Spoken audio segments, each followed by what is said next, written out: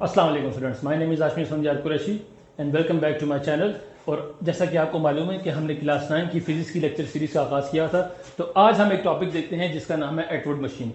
Atwood machine क्या चीज़ है और एटवुड मशीन को समझने से पहले आपको एक कॉन्सेप्ट समझाना चाहूँगा यहाँ पर, जिसको कहा जाता है टेंशन। अब ये टेंशन क्या चीज़ है? ये वो वाली टेंशन नहीं है जो कि हम डेली लाइफ में सोचते हैं कि भाई मुझे बड़ी टेंशन है। ये वो वाली टेंशन नहीं है, ये फिजिक्स वाली टेंशन है। अब फिजिक्स वाली टेंशन क्या होगी? आपने देखा होगा कि जब आप रस्सी की मदद से किसी ऑब्जेक्ट को टाई करते हो या किसी रस्सी की मदद से किसी ऑब्जेक्ट को बांध के उसको उठाते हो, तो उस रस्सी के अंदर जो फोर्स प्रोड्यूस होती है उसको टेंशन फोर्स कहा जाता है। अगर चूंकि ये फोर्स है तो इसका यूनिट भी क्या होगा? इसका यूनिट भी हमारे पास न्यूटन होगा।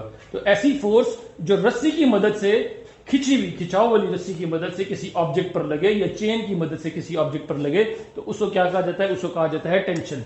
तो इसको कैसे डिफाइन करेंगे? Pulling force exerted by a stretched string slash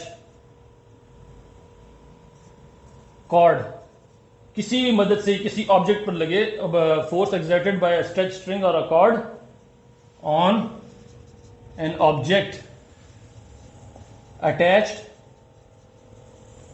to it, किसी ऐसे ऑब्जेक्ट पर जो कि उसके साथ अटैच हो, उसको कहा जाता है टेंशनल फोर्स।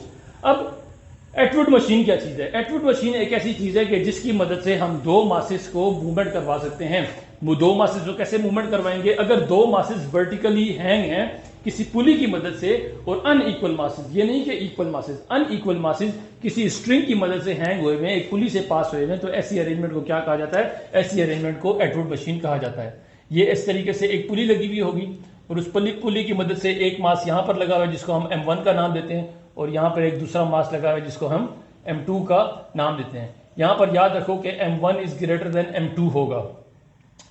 इसमें एक मास हमारे पास छोटा होगा और दूसरा मास हमारे पास क्या होगा? बड़ा होगा।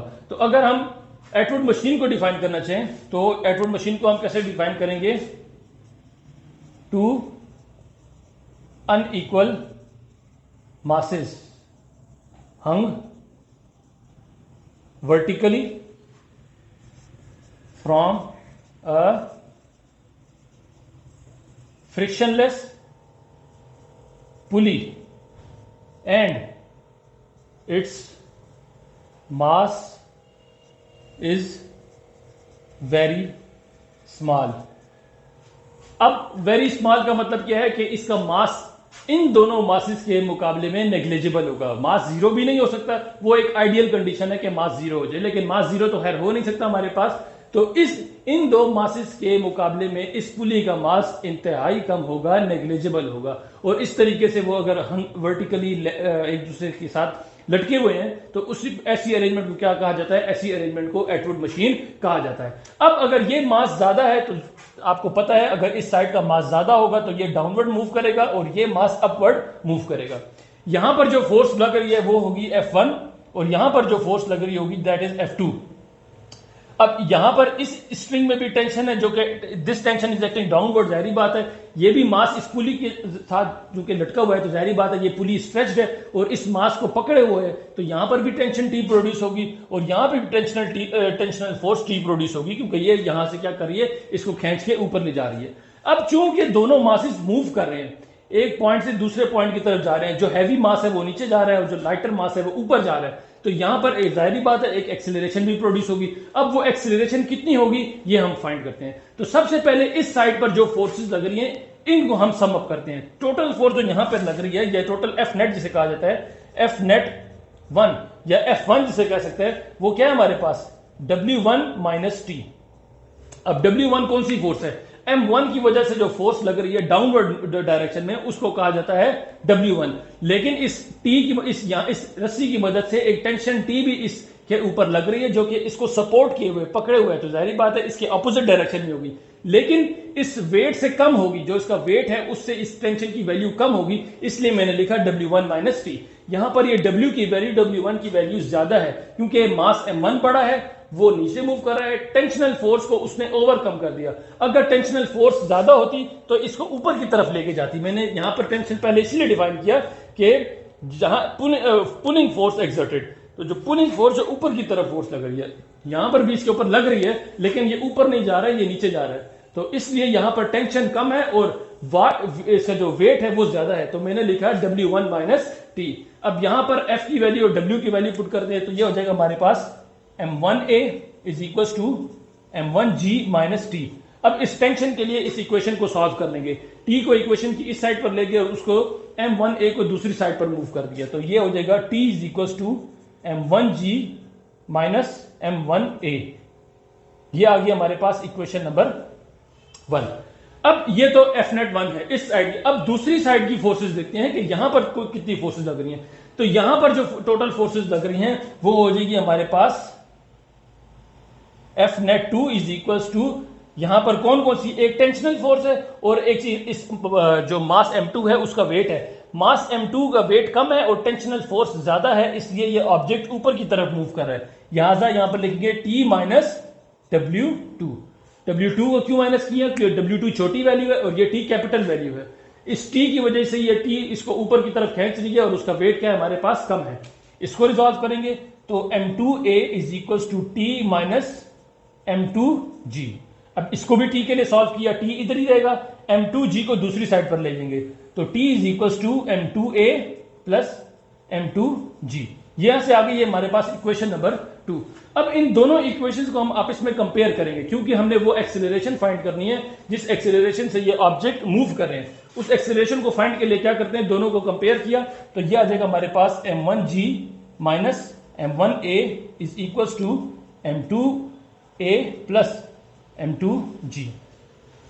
A वाली टर्म को एक साइड पर रखेंगे और G वाली टर्म को दूसरी साइड पर रखेंगे तो ये हमारे पास आ जाएगा M1A minus M2A is equal to M2G plus M1G।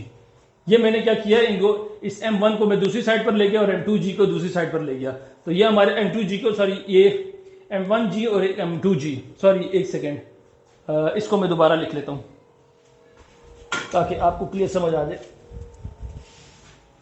तो ये हमारे पास क्या हो जाएगा M1G और यहां से ये भी G वाला इधर आ जाएगा minus M2G is equal to, इस M1A को उधर ले गए, M1A तो माइनस से प्लस हो जाएगा प्लस M2A। अब यहां पे क्या करेंगे, यहां पे हमने G और A को दोनों को क्या कॉमन ले लिया, तो कॉमन लेने के बाद G कॉमन ले लिया, M1 minus M2 is equal to A common ले लिया, M1 प्लस M2। यहां से दोनों साइड्स पर M1 प्लस M2 को डिवाइड कर देंगे। अब M1 और M2 को क्यों डिवाइड किया, क्योंकि इस A को मैंने अकेला करना है तो ये कैंसिल हो गए, तो A की वैल्यू आ जाएगी M1 minus M2 divided by M1 plus M2 into G। अगर हमें दोनों मासेस पता हो G की वैल्यू तो हमें वैसे ही पता है, अगर ये दोनों मासेस हमें मालूम हो तो हम क्या कर सकते हैं, हम इसकी मदद से इस एक्सेलरेशन को फाइंड कर सकते हैं जो कि इसमें प्रोड्यूस होगी जब दोनों मासेस आपस में वर्टिकली मूव करेंगे। अब इसी से रिलेटेड इसी वीडियो में मैं कंटिन्यू करता हूं जो इसकी एक प्रैक्टिकल एग्जांपल है जिसको एलिवेटर कहा जाता है। एलिवेटर क्या, एलिवेटर मतलब वो जो बिल्डिंग्स में लिफ्ट लगी होती है उसकी वर्किंग कैसे है। तो पहले मैं ये साइड रब करता हूं, होपफुली आपने ये सारा नोट कर लिया होगा, तो अगर नोट नहीं किया तो वीडियो पॉज करके आप इसको नोट कर सकते हो। अच्छा, होपफुली मेरे पास इतनी जगह काफी होगी। तो अब एलिवेटर के लिए क्या होगा, अब एलिवेटर आपको पता है लिफ्ट में क्या होता है, लिफ्ट की जो अरेंजमेंट होती है वो इस तरीके से होती है कि यहां पर एक केबल सा बना होता है जिसमें लोग आके बैठते हैं, यहां पर एक मोटर लगी होती है और इस साइड पर उसके बैलेंसर वेट लगे होते हैं। अब ये बैलेंसर वेट क्या करते हैं कि ये इसकी लिफ्ट की मूवमेंट में हेल्प करते हैं। अब जाहिर बात है अगर यहां पर डायरेक्ट बंदे बिठा दिए जाएं और इस लिफ्ट को ऊपर खींच दें तो यहां पर इस मोटर के लिए मुश्किल होगा, मोटर ज्यादा जोर लगाएगी और हो सकता है कि जो ये स्ट्रिंग से जो ये कनेक्टेड है ये टूट भी सकती है। तो हम क्या करेंगे, इस केबल को दूसरी साइड पर वेट से बैलेंस कर देते हैं। तो ऐसे में ऐसा होगा कि अगर यहां पर बंदे बैठ भी जाते हैं तो इस मोटर को ज्यादा जोर नहीं लगाना पड़ेगा, क्योंकि कुछ जोर तो ये जो वेट हमने ऐड किया हुआ है ऑलरेडी ये भी लगाएगा, इसलिए इस मोटर का काम आसान हो जाएगा और इजीली वो पैसेंजर्स को अप डाउन मूव कर सकेगा। और अगर पैसेंजर्स ना भी हो केबल के अंदर तो इस केबल को भी खाली वो easily up down motion perform कर सकता है। लेकिन जरूरी ये है कि ये केबल और ये जो हमारे पास मासेज हैं ये सारे हमारे पास आपस में एक स्ट्रिंग के थ्रू कनेक्टेड हों। अब जो इसके अंदर यहां पर जो टेंशन प्रोड्यूस हो रही है इसको कैसे फाइंड करेंगे। इसको फाइंड करने के लिए मैं ये वाली इक्वेशन ले लेता हूं। तो T is equals to m1g minus m1। अब ए की वैल्यू जो है वो ए की वैल्यू यहां पर हमारे पास मौजूद है, वो यहां से हम इस पे पुट कर देंगे। तो ये हो जाएगा m1 minus m2 divided by m1 plus m2 into g. अब g को इसके साथ मल्टीप्लाई कर दिया तो m1g minus m1g into m1 minus m2 divided by m1 plus m2।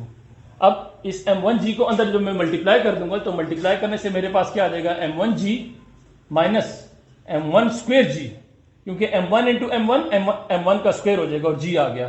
फिर ये हो जाएगा माइनस माइनस प्लस और m1 plus m2 sorry m1 plus m2 नहीं m1 into m2 g divided by m1 plus m2। अब यहां पर LCM ले लेंगे।